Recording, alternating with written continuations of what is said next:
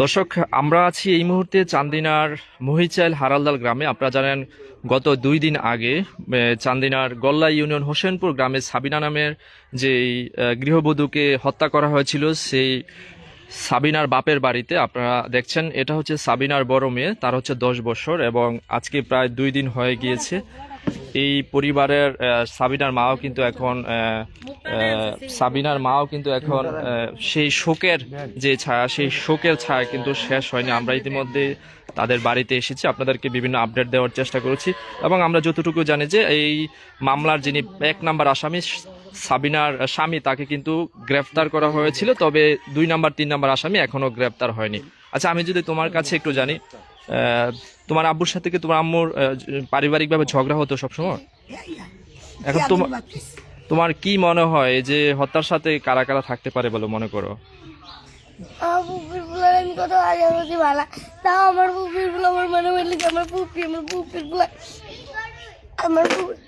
আরেকটা পুপির জামাই আর পুপির ইফলারের কত ভালো ভাবছে, তারা আমার মেনে লিখে আমার আব্বু ওই দায় আছে।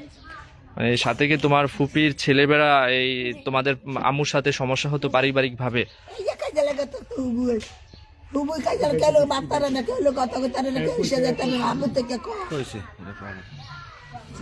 আপনারা যেমনটা দেখছেন, এখানে হচ্ছে সাবিনার সেই মা এবং আচ্ছা, আপনারা প্রশাসন আপনাদেরকে কি বলেছে এই পর্যন্ত? প্রশাসন সাবিনা শিউলির দ্বারাতে এবেতে বয়সে সাবিনা আমার জিরে শান্তি দানা মা শান্তি দানা জিয়ে শান্তি দানা দেউরে দেউরে বিলুগ গিয়া মারে সুভা থেকে টান দিয়ে হালাই দিছে। আজ 8 দিন হইব আমার জি আমার থেকে উড়ায় না।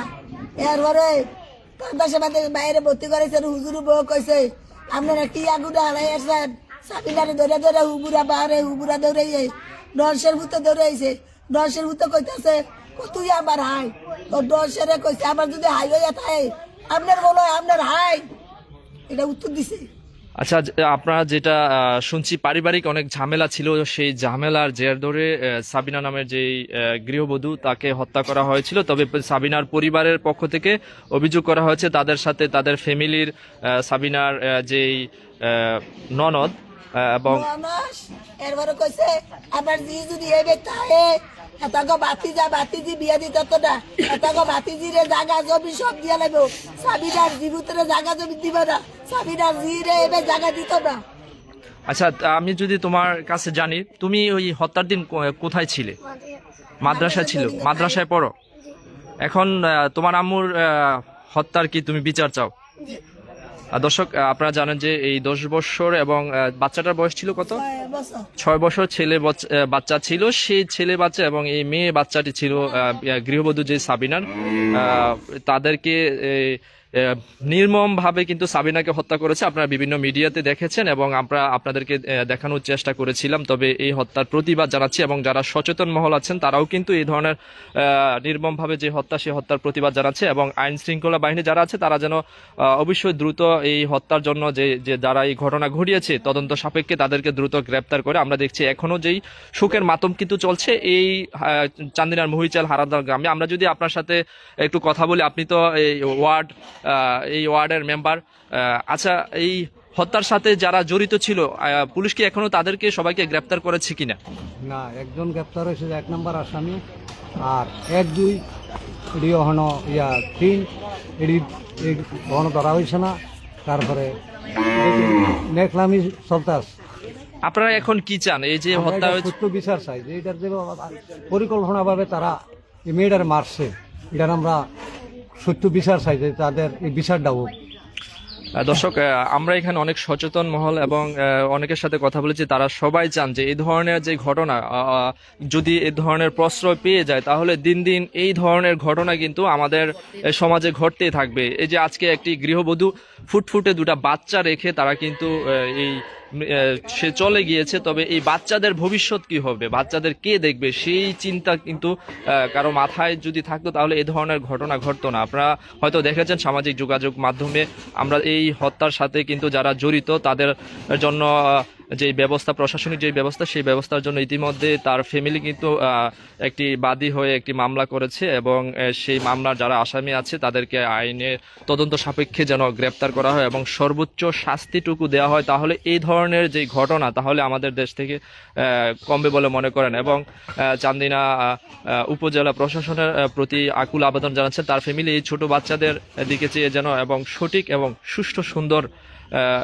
একটি তদন্ত করে যারা এর সাথে এই হত্যার সাথে জড়িত তাদের যেন দ্রুত ব্যবস্থা নেয়। আমরা যদি আপনাদেরকে দেখানোর চেষ্টা করি, গত 2 দিন আগেই এই সাবিনাকে কিন্তু হোসেনপুর যে গ্রাম আছে সেই গ্রামে পারিবারিক জের ধরে তার স্বামী এবং তার সাথে আরো অনেকে ছিল বলে অভিযোগ করছেন হত্যা করা হয়েছিল। আর আজকে আমরা সাবিনার বাপের বাড়ি থেকে আপনাদেরকে দেখাচ্ছি, তার 2টি সন্তান রয়েছে তার নানার বাড়িতে এবং সেই সন্তানদের ভবিষ্যতের কি হবে সেই ভবিষ্যৎ কিন্তু কারো জানা নেই, কারণ তাদের মাকে হারিয়ে তারা সুখাহত এবং এখানে সাবিনার মাও আছেন, সেও কিন্তু পাগল প্রায়ের মতন দিন কাটাচ্ছে। তবে আমরা প্রশাসনের নিকট অনুরোধ করব আপনারা দ্রুত ব্যবস্থা নেবেন। এই ধরনের যদি ঘটনা ঘটতে থাকে তাহলে চান্দিনা কেন পুরো বাংলাদেশে এই ধরনের প্রতিনিয়ত যে গৃহবধূ নির্যাতন অথবা হত্যা তা কিন্তু চলবে। আচ্ছা, আমি সর্বশেষ তোমাকে যদি জিজ্ঞেস করি, তোমার আম্মুর সাথে লাস্ট কখন কথা হয়েছিল তোমার? শনিবারে বৃহস্পতিবার আইনে দিয়া গেছে, বৃহস্পতিবারে জিয়ের নাতিন যাইতে দিচ্ছে, কয় মা মাগো আমি আর জান্নাতের উসুমু নিতাম না, তো দিয়া যা, ও দুটারে দিয়া গেছে। বৃহস্পতিবারে আনসারে আমি গুরুজি করে আমার জিরে আসছি, মায়ের চাইছে বহুত জামের বেতে আগুতে পাতে খাইতো, তো অনেক কইতাছে কি কয় মা যদি আমার জিবু তারাই দিয়ে যদি সেরে করে যদি আমার সারো না তো আমার ভাইয়ের বউরও সাইডে দিবা, এইভাবে জগাবত হইতো, আমার ভাইয়ের বউরও সাইডে দিবা, আমার জিজু আমার জিবু কইয়া যদি সারো না এটা কইছে। আচ্ছা, যাই হোক, আমরা যতটুকু বুঝতে পেরেছি পারিবারিক ঝামেলা ছিল, এইভাবে পারিবারিক ঝামেলা থাকে। মারতো না কেউ লোক কথা বলতো না, জামের থেকে মাইয়া আইয়ানি পুতারি কইয়া তো আমার জিরে মাইর খাওয়া আইলে নানা তো কয়ে মাইকা এই দন করার বলছে মায়েরা তারা তো আমার দিয়ে মায়েরা তারা তো আমার দিয়ে মারি তো লইছে। আচ্ছা, আমরা এটাই বুঝতে পেরেছি যে ননসের কথা বারবার আসছে, পারিবারিক ঝামেলা ছিল, সেই ঝামেলার জের ধরে আমাদের সমাজে অনেক গৃহবধূ আছে এরকম নির্যাতনের শিকার হয়, পরবর্তীতে তাদেরকে এভাবে নির্মমভাবে হত্যা হতে হয়। তো আমরা এই প্রশাসনের নিকট অনুরোধ করব এই ছোট বাচ্চাদের দিকে তাকিয়ে হলেও যেন এইটার সুষ্ঠু বিচার করা হয় এবং আমাদের লাইভটিকে সর্বোচ্চ শেয়ার করবেন যেন প্রশাসন অবগত হয় এবং যারা এই হত্যাকাণ্ডের সাথে জড়িত তাদেরকে যেন দ্রুত গ্রেফতার করে আইনের কাছে সোপর্দ করা হয়। আমরা সেই আশা রাখছি, কারণ এই ধরনের ঘটনা ঘটতে থাকলে এই যে ছোট ফুটফুটে যে বাচ্চাগুলো আছে তারা কিন্তু এতিম হয়ে গিয়েছে। তাদের বাবা যেহেতু জেলে আছে, বাবা এই হত্যার সাথে 1 নম্বর আসামি এবং মা তো অলরেডি সে কবরে চলে গিয়েছে। তো এই ধরনের বাচ্চাদের যারা আছে তারা যেন সমাজে এরকম ভাবে কিভাবে বাঁচবে, তো সেই বিষয়টাকে আমরা আসলে উপলব্ধি করতে পেরেছি যে এখানে এসে তাদের যে করুণ অবস্থা, সেই করুণ অবস্থা চিন্তা করে যেন প্রশাসন দ্রুত ব্যবস্থা নেয়। তো আমাদের লাইভটিকে শেয়ার করবেন যে যেখান থেকে দেখছেন। আমরা এই হত্যার তীব্র নিন্দা জানাচ্ছি এবং আসামিরা যেন দ্রুত গ্রেফতার হয়, সেই গ্রেফতার করা হয়। ধন্যবাদ। আমাদের যেখান থেকে লাইভটি দেখছেন অবশ্যই শেয়ার করবেন।